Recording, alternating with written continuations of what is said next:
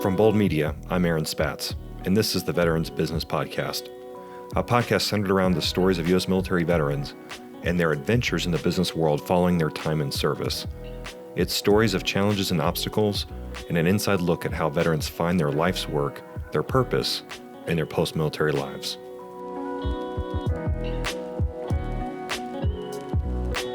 On today's episode, we speak with Bezan Morris, a veteran Marine artillery officer and financial advisor. Bezan shares his story of his motives for joining the military. There's somebody out there who's listening, rolling their eyes right now. Oh my God, you fell for all that? Yeah. Yep, sure did. Yeah, I did. Yeah, I did. I sure as heck did, man. And he shares with us the incredible hardship and the realities many face once transitioned. You're letting me go 2 weeks after my daughter's first birthday. I'm losing half of my retirement savings, and the best you can say is I just can't control that. We get to hear firsthand very real financial struggles of an accomplished person and how he navigated those situations.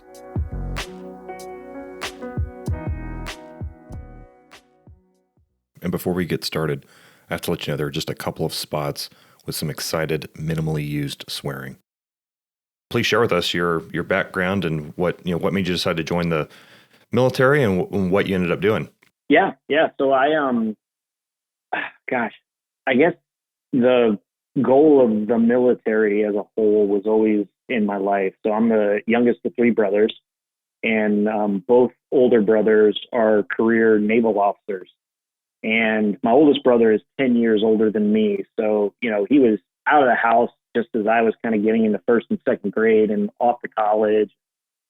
He did ROTC and then joined the Navy. So I kind of saw a lot of his experiences. And then my middle brother, who's only 4 years older than me, I really saw the transition in him. Like I remember him as kind of being this, kind of nerd in high school and stuff. And he ended up going to the Naval Academy and just kind of came out this very bold, confident leader. And I saw it over that time as he started to ingrain himself into the Navy. Just saw this confidence come out of him, which is, carried him in his career now going on 25 years. And through the two of them, I started to look at the military as an option. Like, wow, I think I would really like to do that. And when my middle brother was looking at the Naval Academy, I remember going on a trip and just meeting a couple of Marines on the yard, which is the campus, and seeing some things about the Marine Corps and how its history kind of coincided so much with the Naval Academy and producing these officers. And it's like, I knew that's just what I wanted to do. That was where I was going to be. That was the decision. I was in, kind of the tail end of seventh grade. And I remember sitting in the car ride home telling my parents, like, this is it. This is where I'm going. And of course, everybody, my mom and dad kind of looked at me like, laughed, like, okay, you got time, like, let's slow down. And just having that goal was always there. So that was kind of the driving force. There was never really an option. I kind of joked with my parents. I got accepted to 3 colleges and only applied to 1. So, awesome. if you could follow the math on that one, yeah, growing up in New Jersey, and just my grade point average and stuff, I got an acceptance letter from Rutgers, which was 10 minutes from home. Wow. And then I went to Virginia Military Institute, and they had the scholars program and got offered a full ride down there. Never actually applied to the school. It was basically like, look, you got a scholarship. All you got to do is finish the application and you'll be in. The Naval Academy was the only one that I actually filled out the entire application to and got accepted. So when I got that, I was like, well, never mind. I don't really want to waste the time anymore. So that was always the goal. And going there, I had the opportunity, of course, to see both the Navy and the Marine Corps and see what different options there were.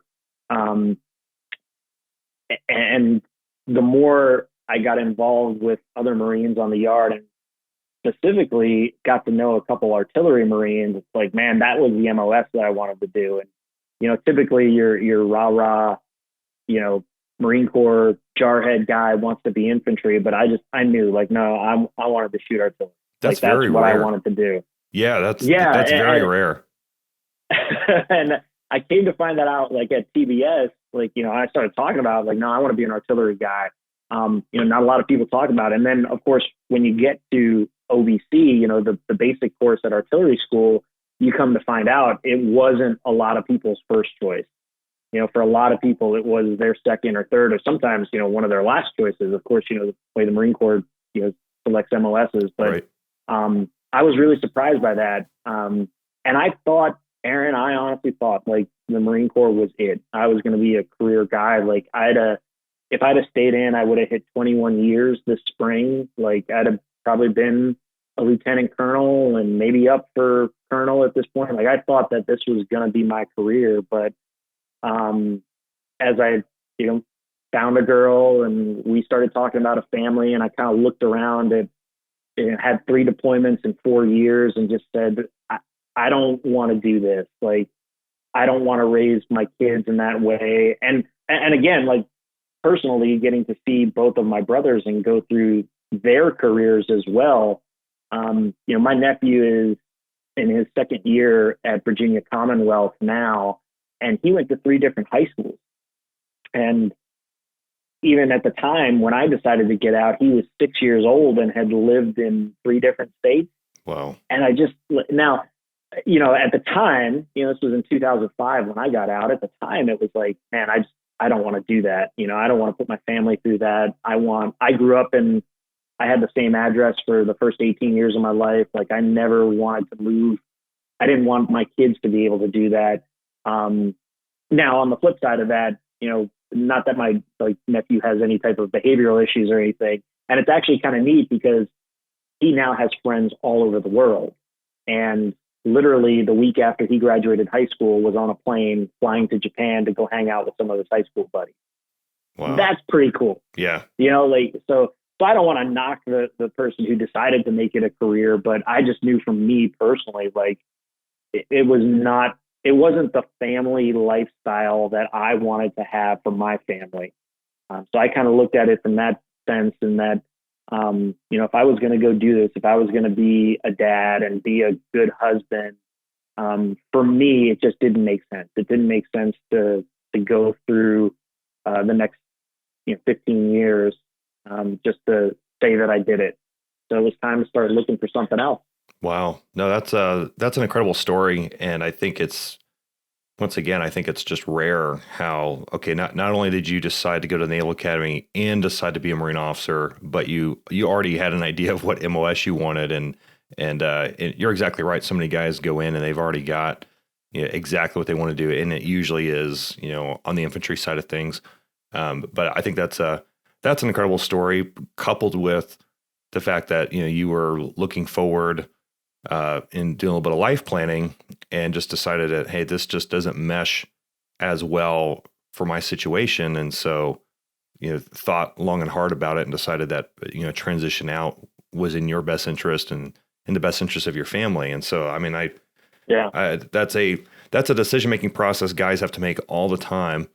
And there's no wrong answer. The right answer is do what's best for you, do what's best for your situation. So you made that call. Yeah. And I was really lucky. My wife, Kimberly, we've been married, it'll be 17 years this October. And, when I started talking about getting out, we had only been married less than a year. And, she, of course, as my partner, as my wife, as my, my companion in this journey, I asked her, so what do you think? What should I do? Right? Like, give me the answer as I'm struggling with this. And she told me, she said, I can't answer that. I knew what I got into when we were dating, when we were engaged. Like, I know what I signed up for.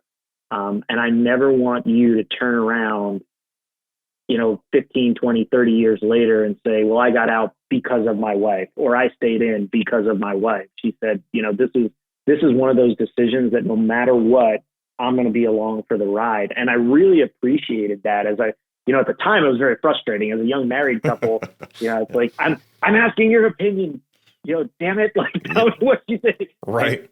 No, she refused to do it. And to this day, like, even now I'll ask her, seriously, what would you have thought? And she said, like, either way, I was on board.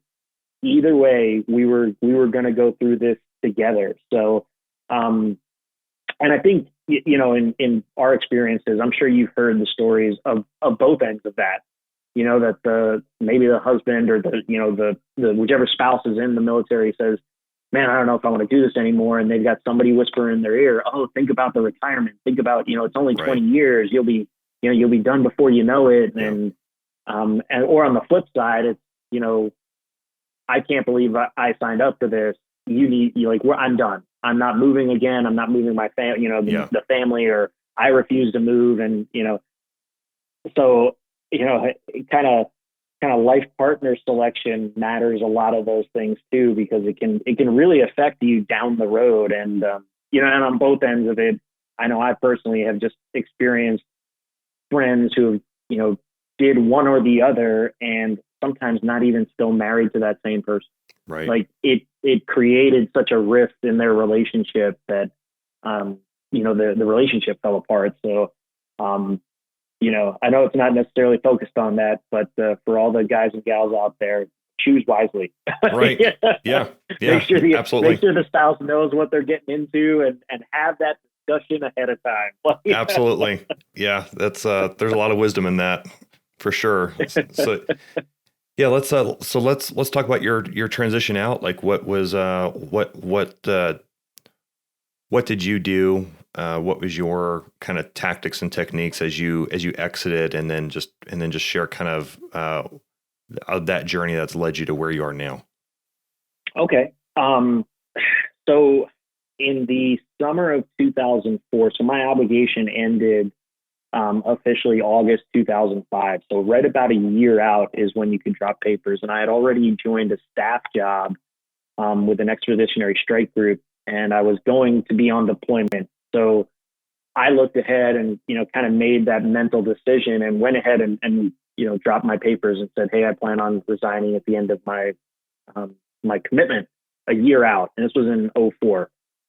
And I thought there was a part of me that said, well, maybe if they come back with something really good, because you hear that story. I worked for, I think he's retired now as a colonel, Steve Pritchard, and he told a story. He was a captain at the time, and he said, he was thinking about getting out, and when he told his battalion commander about it, battalion CO said, oh, you should reconsider. You're going to be a fine officer.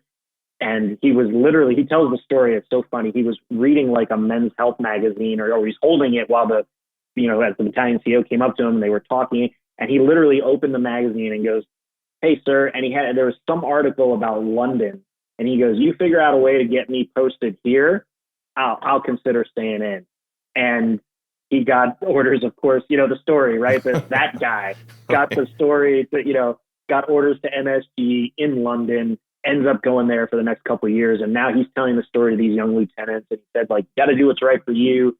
But if you get that good offer and you really do throw that on the table, at least consider it. So when I dropped my papers and sent it in, I got a phone call, of course, like 2 days later from the monitor. And I don't remember his name, and there's a reason I don't remember it, and you'll appreciate why. Is when he called me back, he said, hey, I just got your package, wanted to verify that you're thinking about next year. And I said, yeah, I just not really sure, and I kind of threw out there, and I wasn't as upfront about it maybe as I could have been, but it's like, maybe if you throw something at me, like I just, if you can make it sweet, like sweeten the pot for me, I'll reconsider. Right. And kind of his response was, well, okay, man, good luck. You got a year. Talk to you later. And hung up the phone. And there was a big, well, F you, buddy. Right. After that. And it was like, okay, I've now made this decision. Like it was in my mind now. Okay, I'm done. Right. The Marine, and the way that I equated it at the time was, well, maybe the Marine Corps just doesn't want me. And, I didn't come to that realization until years later, but it was a bitter pill at the time. Like, well, if the Marine Corps doesn't want me, well, then obviously I shouldn't want to be here either. So I really spent the next year then focused on getting out. Now I didn't, please don't take that wrong. Like I didn't negate my duties. I didn't, Sure. just kind of drop the ball on things. Like I actually, I charged ahead that final year, both for the Marine Corps and my transition. So the first thing I did is I reached out to other people who transitioned, and I was really lucky. I had an instructor at the Naval Academy who was a Navy pilot, and we got to know each other through the Model United Nations organization, and he was the kind of officer representative for that. He and I just kind of struck up this friendship, and every once in a while, again, to this day, he's still in the reserves, and it still has a fantastic career in the Navy. But I reached out to him. He got out after 10 years on active duty, went to Harvard, got his MBA, ended up working for some big companies, eventually opened his own consulting firm, like just one of these like super successful, driven people. And he told me in 04, first thing he said was, send me your resume. So of course I sent it to him, and he sent it back with all sorts of comments and, take this out, don't do this. He was at GE at the time. So he really had a great sense of understanding, like, hey, this is what big picture corporate America wants. The other thing that he told me back then, and again, this was 2004, I'm going on deployment, so I'm going to have limited internet access while I'm gone. But he told me about this kind of newfangled website that I really need to get involved in called LinkedIn.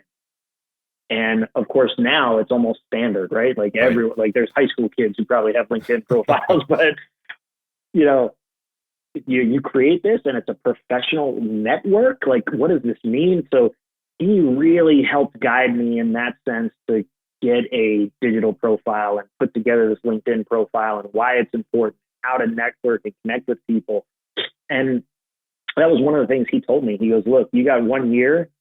You need to spend that year figuring out what you will and what you absolutely will not do. Because right now in your head, you can do anything.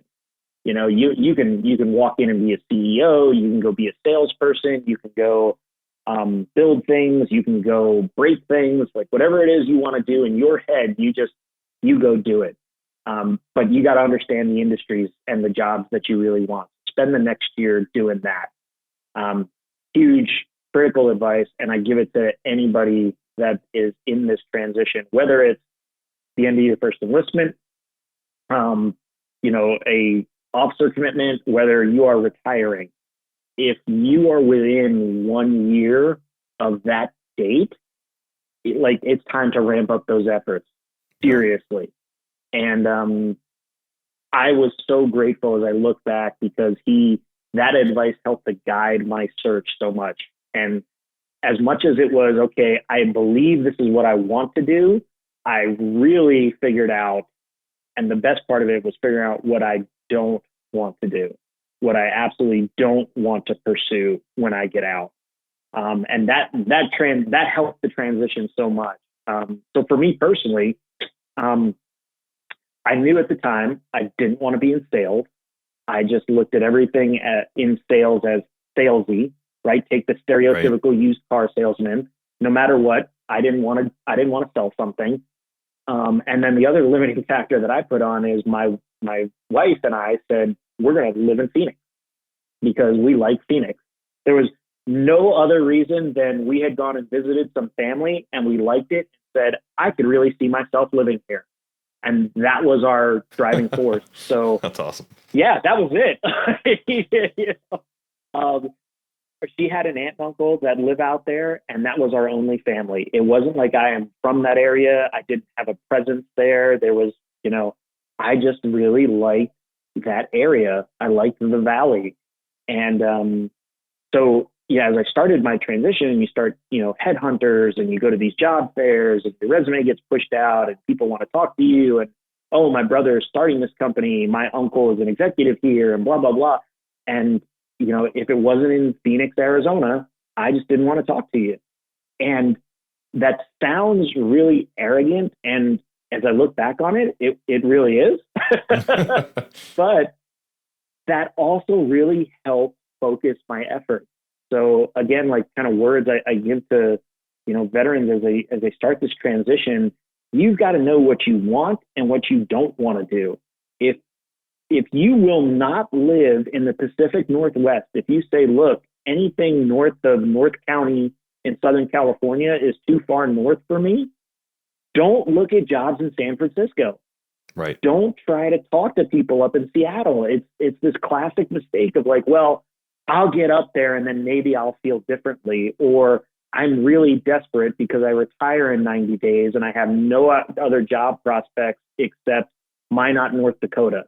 So I'm going to move there and then figure out my next move after that. Like, no, if that's not where you want to be, or that's not the job that you want to be in, don't look at it, because a recruiter for that company is going to do exactly what the recruiters did to put you in uniform in the first place. They're going to recruit you. Yep. That's their job. So like, it's your job to say yes or no to things. And did it upset some headhunters? And I worked with a couple of them, Bradley Morris, Lucas Group, in particular, Orion. Those were the three that helped me in that initial transition. Did it frustrate them that was the only place I was willing to look? Yes. Did it also really narrow down my opportunities? Again, yes. Did I miss some good opportunities? Absolutely, I did. But I was not going to move back to the Northeast. Right. I didn't want to move back to New Jersey. I didn't want to go to the Carolinas. Like, Phoenix was it. So planting that flag, while it may seem like it's upsetting people, it also made me the first person when something came up in Phoenix. I was the first phone call. I was the first resume that got pushed out there because they were like, oh, I got a guy for you. Right? Like, this is the only place that he wants to be. So here it is. That's awesome. Yeah. So like, it was really critical to know what I didn't want to do. And for me, it was geography. Now, I wouldn't necessarily say that was the best route, but it worked for me. Sure. I interviewed then everything from manufacturing positions to operations. There were some sales opportunities, but again, anything that had the word sales, I poo-pooed on it. And that's where I go back to, if I'd have done some more research and really understood what sales was and what it could be, I might have chosen differently. But that initial transition, I just didn't want to sell something. I wanted to lead people. That's where I saw myself. Right. So no, that makes sense. Yeah, that makes sense. And then kind of share with us also, because we have a couple different audiences listening, and but I have a suspicion that a large majority of the audience is going to be guys that already have transitioned. They're veterans. They're a few years into their professional careers post-military. I mean, they may have retired or they may have gotten out after their initial tour. But sure. Walk us through some of your experiences in terms of some of the lessons learned, the things that you've had to go through to kind of land where you are now, and just take us on a bit of that journey. So my gosh, I got a couple. We only have an hour though, right?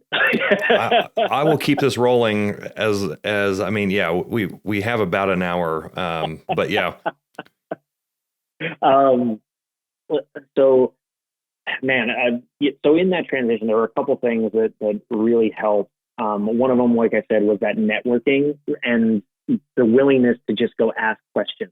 So the more that I asked of people, the more I learned about different industries and what it really meant. One other thing, which I was not very good at, and I would absolutely encourage anyone getting ready for the transition. Someone told me, and it was, again, like one of those really great ideas that I just didn't listen to at the time. Stockpile cash. What it will allow you to do to build a nest egg, a foundation, just a big pile in a checking account. And I'm talking, if you can save like 6 months worth of living expenses, at least during this transition, it will make the transition easier. It just allows you to be able to take your time and really figure out what you want to do. So That's good. In not doing that, I felt as I was transitioning, like, oh my God, I got to find something because, in a month or so, we won't be able to make it. So as I look back, while it was just my wife and I and a cat at the time, if you're transitioning and you got a couple kids and 2 pets, or, you own the home that you're staying in, like those are additional stresses that, at the time I was not prepared to accept. And it's silly things like, for example, where we were living in Phoenix, you got to put a $250 deposit down on your electric meter. Now, when you leave the house, you get the $250 back, but you figure if I had to do that for my electric, and then I had to do another, I think it was $200 or $250 to get my gas turned on, that's $450. Yep. There are a lot of people listening to this podcast that if I told them to write me a $500 check today, they couldn't do it. So, like, yeah, that type of practical stockpile some money just so that you don't have to rush into something will absolutely help them. So, that experience, looking back on it, it's like, man, I really wish I would have done that. But as far as like other transitions, like as I've gone through in my career, so I got out. First job I had, I built homes. I was a assistant project manager with Toll Brothers, which is a luxury home builder. Okay. And things were going really well. Did that for about a year, enjoyed it. Kind of felt like something was off. This was now 2005 going into 2006. And of course, the housing bubble was starting to burst in Phoenix. And it was one of those places that got hit really hard. So in 2006, I decided, you know what, I'm going to get out of the housing business. And I went into commercial. I built a relationship with a general contractor and went over to Turner Construction. I worked as a engineer and superintendent on some projects with them for the next 3 years. Okay. And really liked it. Really, really liked that piece. 3 years later, so this, or not even 2 years later, just shy of my 3-year mark, and this will come into play in a minute, why I remember this. In October of 2009, of course, we're going through the credit crisis. You have the crash of 2008, housing market. Phoenix was one of those areas that got hit really hard. We don't necessarily talk about it, but as the economy slowed during that time, the housing market burst. The commercial construction market burst just as much. So the commercial firm that I was with, which at one point had like 75, 80 people, I got let go in October of 2009 when we were down into like the 40s, the number of people that were still employed at that branch. Wow. So that hit really hard. And the reason I remember it so well is that it was my anniversary, my 3-year anniversary would have been November 15th, November 15th, 2009. I got let go October 1st, 2009, just shy of my 3-year anniversary. And our 401k vested 100% at the 3-year anniversary. Oh, man. And I remember, just starting my career. At the time, TSP was just starting as I was transitioning out. So I had no other savings. And I remember asking, I'm looking at the division VP and I'm saying, like, can you at least let me keep my 401k? Like, let me keep all that money. And it's like, I'm sorry, I don't control that. What's his exact words? I don't control that. So you're letting me go 2 weeks after my daughter's first birthday. I'm losing half of my retirement savings. And the best you can say is, I just can't control that. That's outside of my scope. Like, again, kind of a screw you moment right. in my life. Yeah. For a number of reasons, though. So, and that was a really dark time. And I talk about this, and sometimes it still brings up a lot of emotion, especially for my wife and I. But October. So again, I get let go, and I go home, and we've got no savings, absolutely none. We were living paycheck to paycheck. I lost half of my 401k. So even if I needed to just pull out of that money, I couldn't. There was half as much that was in there. we had bought a house.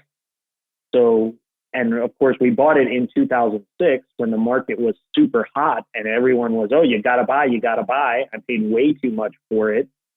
The house we bought was just under 300,000. I short sold it in 2010 for 149,000. I lost 50% of the mortgage on that house. Oh. And not only were we broke, but in that span of those first couple of years of being out, I had actually amassed $60,000 in credit card debt. Holy cow. So I was in a bad place. The lowest point for me, and I share this because there were so many mistakes along the way that if I'd have just made a couple different decisions, this never would have happened. So I hope your listeners really like take from the guy who experienced this. Like, right. My lowest point was going into a Walmart in November of 2009, and it had a Desert Schools Credit Union, which was our local little bank. I went into that bank with savings bonds that my parents had got me when I was 5. And I want to say they were 30-year savings bonds. They didn't mature yet. And I had to go in and cash in those bonds. And I remember the girl, her name was Maria. She looked across the counter and said, sir, these bonds haven't matured. And I said, I need money for groceries. Like, cash out the bond. I understand that. Cash out the bond. And that was a blow. Like, wow. So let's recap, right? Straight A student, 4+ GPA in high school, president of this, vice president of the class, scholar, most likely to succeed, like all these things. Naval Academy graduate, this fine institution, and went into the Marine Corps, so successful Marine Corps officer, right? Got the awards, left, the Navy comms and all that fun stuff. And here I am just a couple of years later, broke and scared. With no way out, right? Totally broken at that point. Got the cash for that savings bond, went out in the parking lot and cried my eyes out for an hour. Sat in that parking lot, just a completely broken person. And it was the worst moment of my life. So, again, you've got listeners, and I hope somebody is taking away from this is that it was absolutely hopeless for me. And yes, the thought crossed my mind, I've got a life insurance policy that at the time it was like $100,000. And I made an offhand kind of comment. I thought it was an offhand comment, but it scared the hell out of my wife. And she said to me, don't ever say that again. Like, we are not there. We will figure this out. So now that I've completely depressed everybody listening. No, this is your story. No. Yeah, it just, it's where I was in 2009. Like, November 2009 till January 2010 was a really dark 90 days. And it was, oh my God, I don't know how we're going to figure this out. But we did, and there was a lot of faith. There was a lot of prayers. There was a lot of and there was also a little bit of looking in the mirror at that guy who was at that point and going, you got yourself here. You got to go figure out how to fix it. And that became like the mantra for every moment after that. Okay, I got here. There was a lot of personal accountability that I had to take at that moment. Say, I made these choices. This is where I ended up. I will go fix it because I had to own it. And the minute that I did, things started to shift. So got another job. And believe it or not, it was a sales position. Funny how that worked out.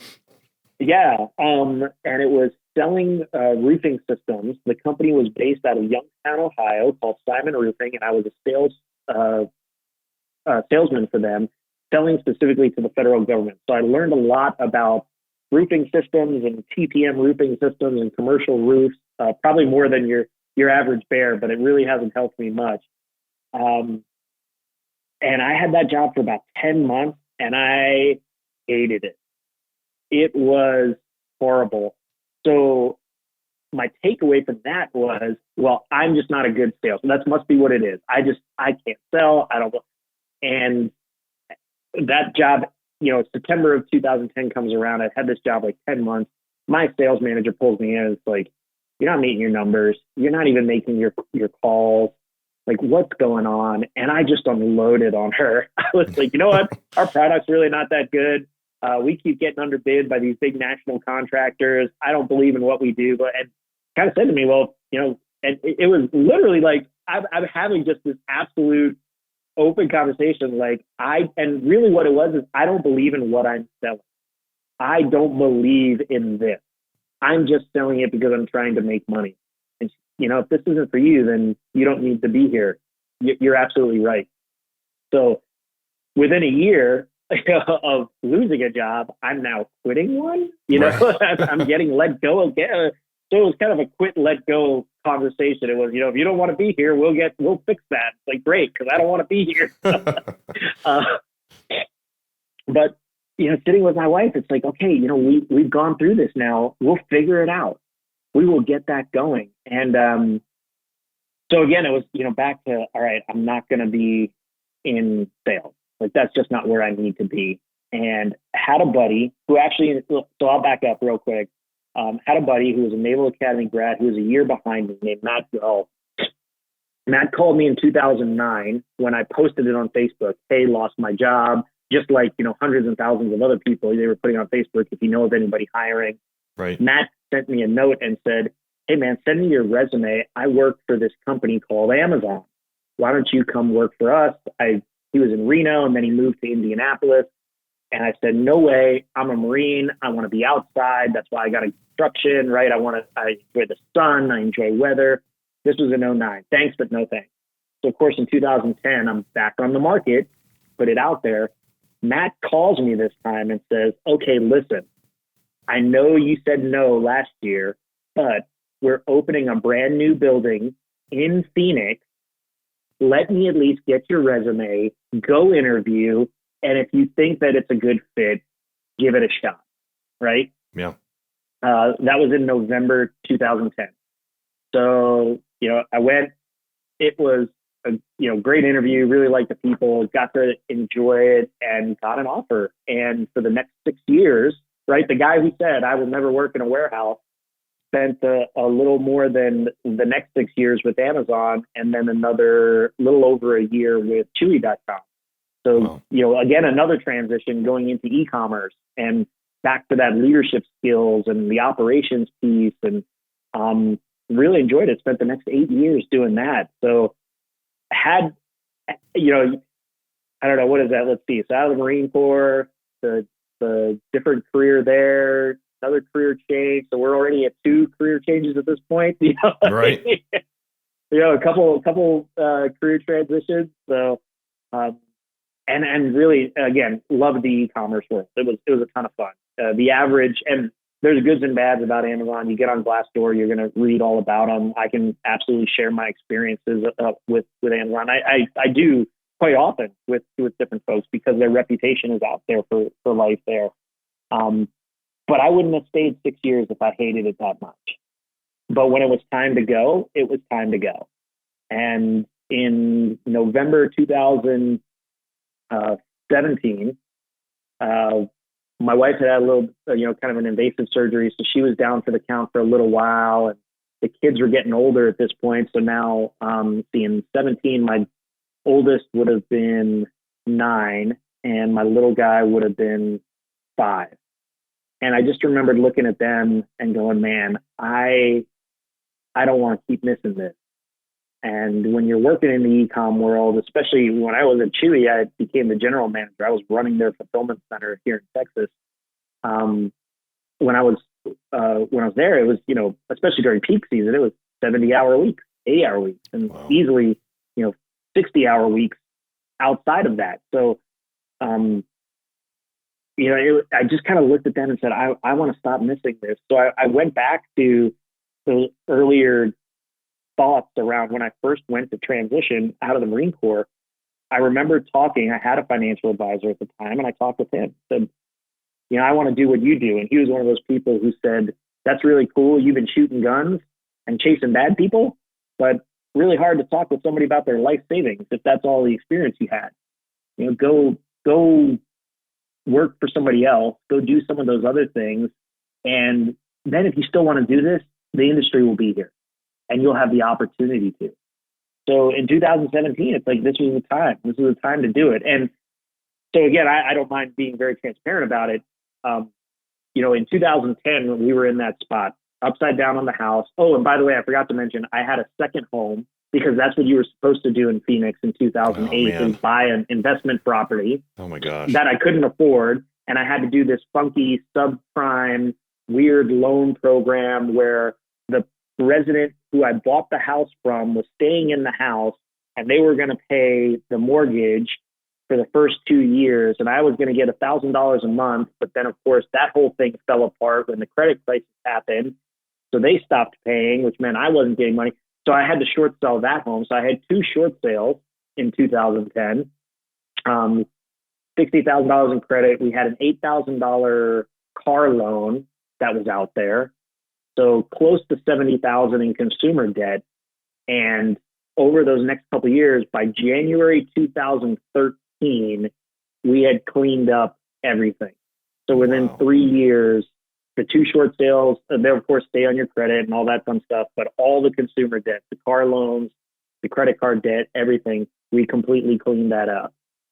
And that allowed me now 4 years later in 2017 to have enough of a savings buffer, that thing that I told all these guys and gals to do before they get out of the service, yeah, to have enough of a savings buffer to be able to go into an industry and start a new career.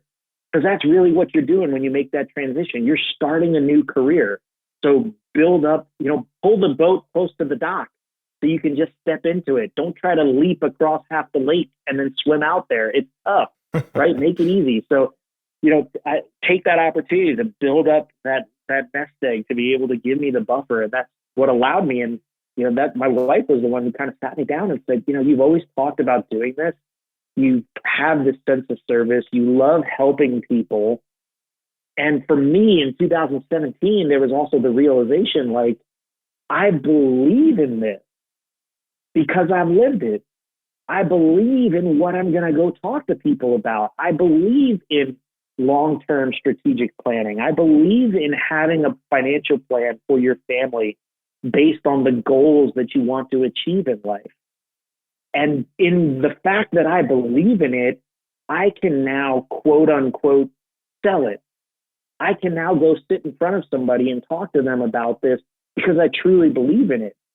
So it allowed me to kind of look at a sales job that I don't have to sell anything. I just get to talk to people about my experience. And here's what I believe. Here's the recommendation that I would make for you. If I was in your shoes, here's what I would do with this. And that's a really cool thing to do. And that's what's now spawned this career transition again.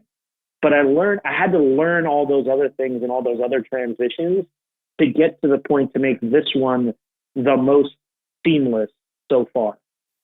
That's so wise. And I love how it's like, not only were you very deliberate in your planning, but it's intensely personal. And so when it's intensely personal, you are able to, you can relate to people on multiple levels, and you've seen things that, you're even able to, it even goes beyond financial counseling and advising. It's like personal counseling for people that are really maybe struggling in their situation. And maybe they had it worse than you. Maybe they had it not as bad as you, and you're able to kind of inspire and give them some hope.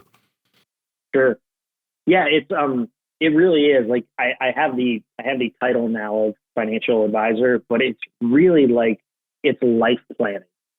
It's so much more than just dollars and cents. It's really understanding who people are, who do you serve, and knowing why you serve them. I want people to learn from the mistakes that I have made as much as I want to learn about them and how they got to where they are. and let's move and grow together. Let's figure out how we can take this and move it forward. One of the most fun things I get to now do is talk to people about their philanthropy at any level, right? I may sit down with that, retiring teacher that says, well, I'm not super wealthy, so what can I give? Well, you can put away a little bit of money every month, and then, maybe you've got a cause. There's the American Cancer Society, or a diabetes foundation or Alzheimer's foundation that you really feel strongly about. Like, let that be your legacy. It's more than just the dollars and cents. It's the spirit in which you're giving it. And it was a totally different take on how to approach people.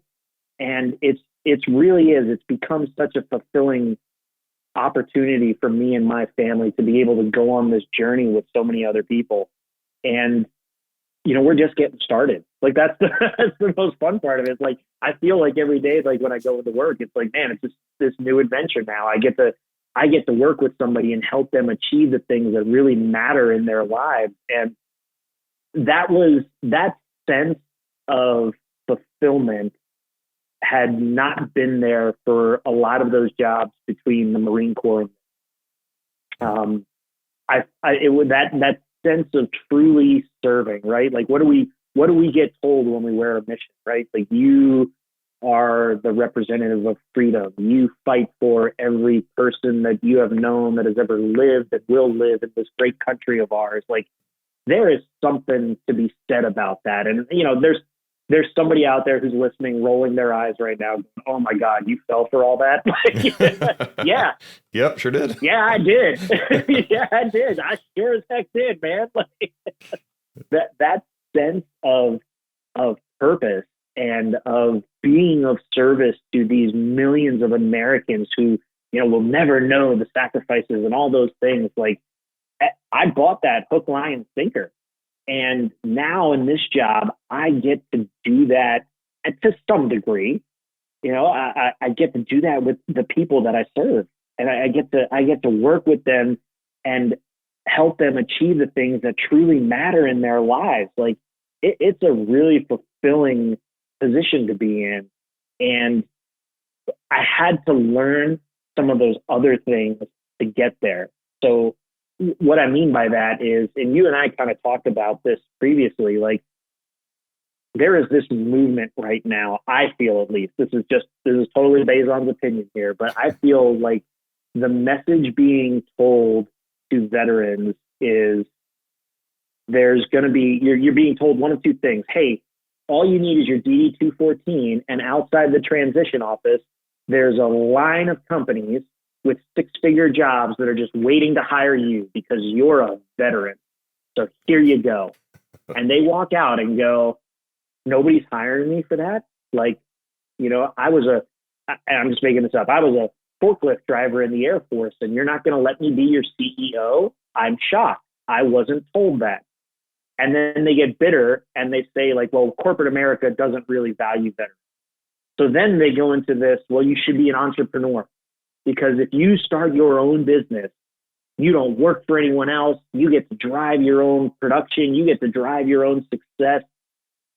And while that fits for some, I feel like we're selling it to such a large populace of veterans, and the veteran-owned tag is getting thrown on so many other things, that we're also not talking about the struggles of entrepreneurship and what that looks like. And for me, I didn't appreciate coming into this role where I do feel like an entrepreneur. I do feel like I'm driving my own business. I feel like I didn't buy a book from someone else. Like, I'm building this from the ground up. I wouldn't have been able to do that if I hadn't learned how to be a really good employee first. And I feel like that kind of humble pie, a lot of vets don't want to swallow it.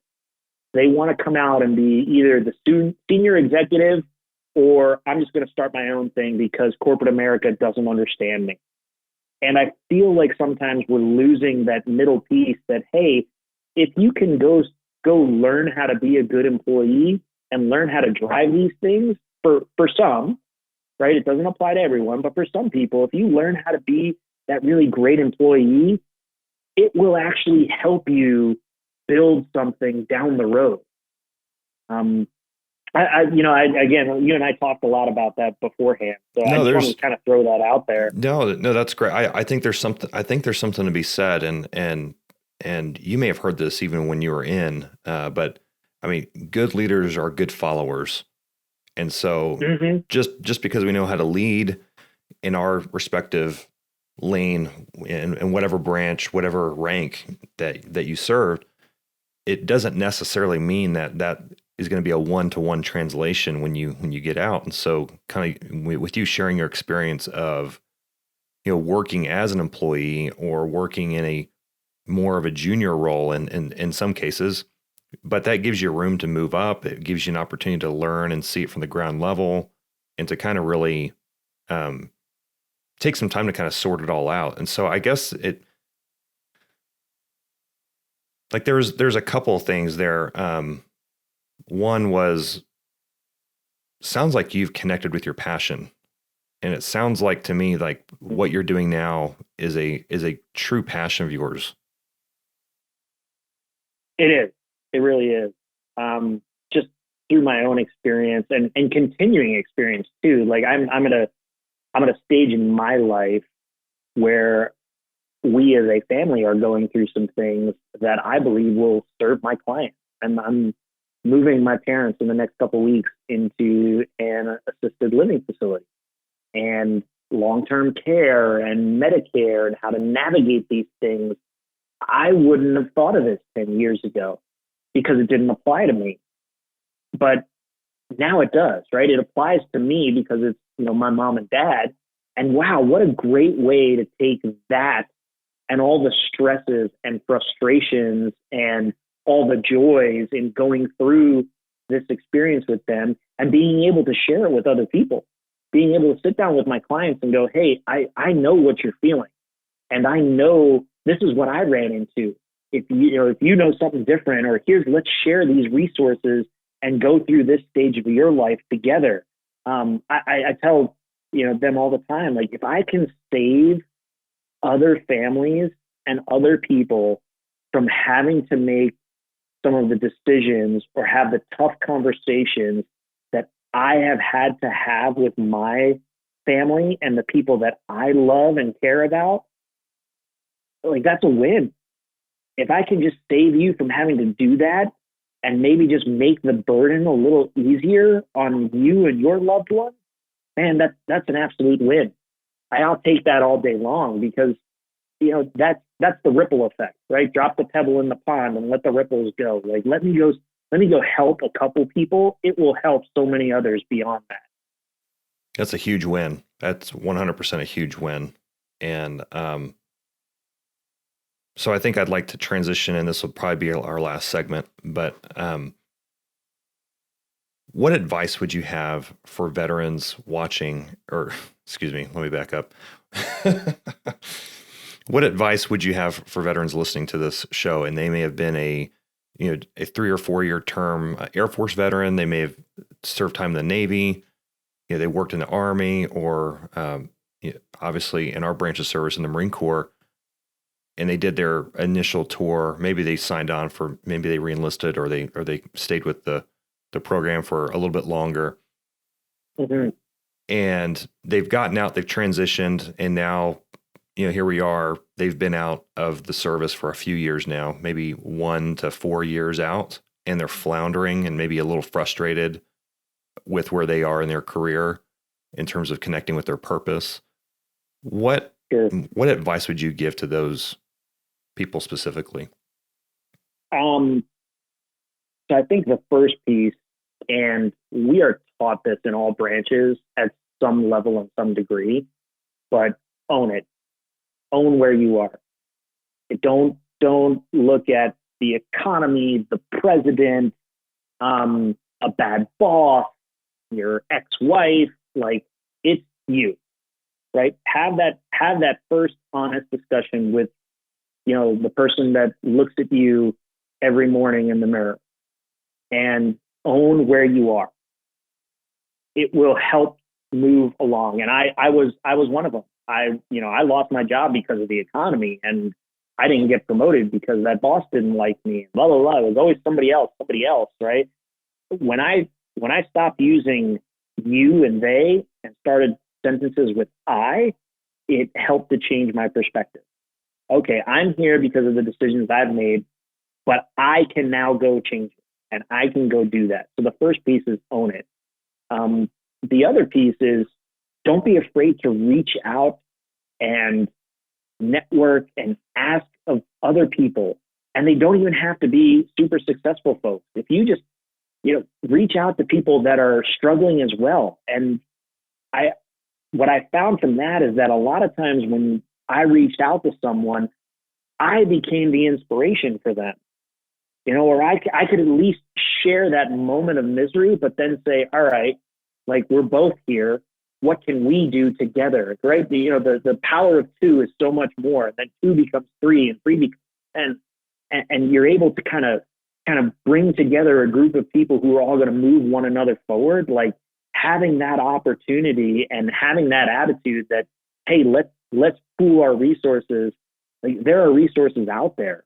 Specifically, there are a ton of veteran resources and groups that will lend that support. And it can be as simple as a phone call or, a LinkedIn message. Hey, I'm a fellow veteran. I just have some questions about your experience. Would you be willing to take 10 minutes to talk to me?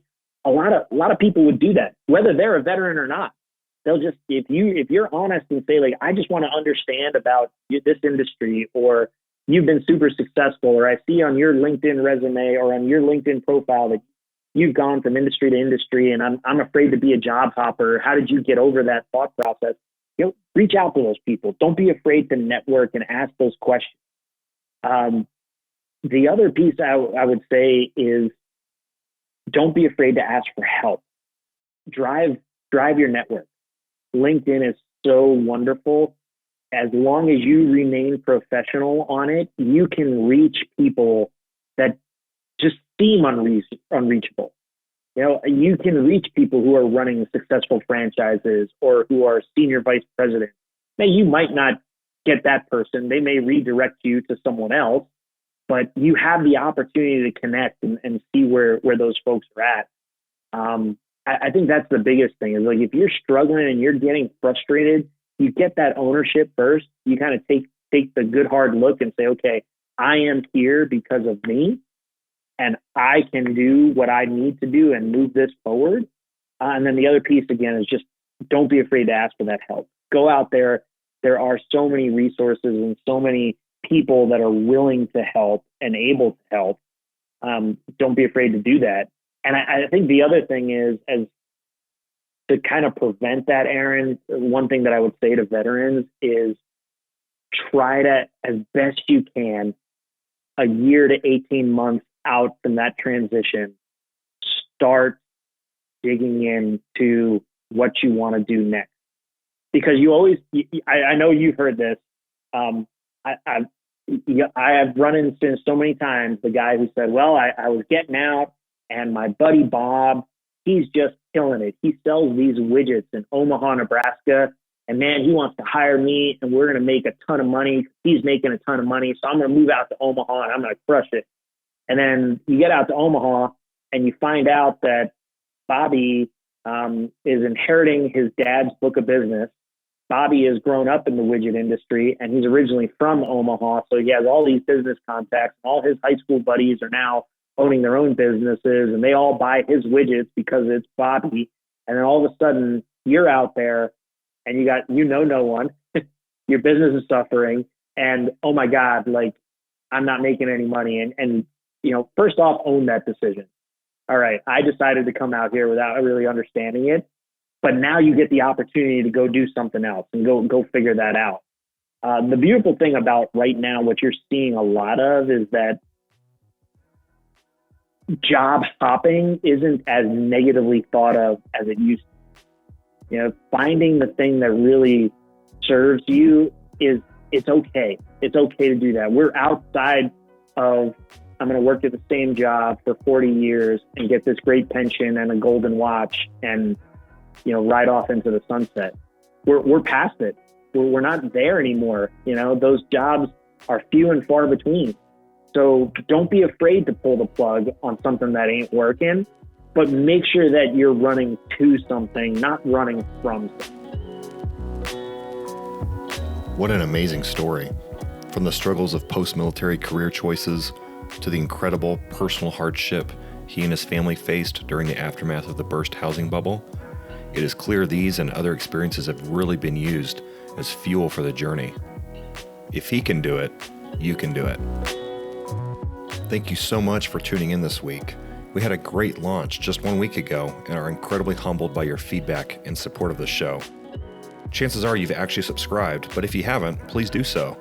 If you're listening on Apple Podcasts, we would be incredibly grateful if you were to both rate and review the show. It simply helps others find it more easily.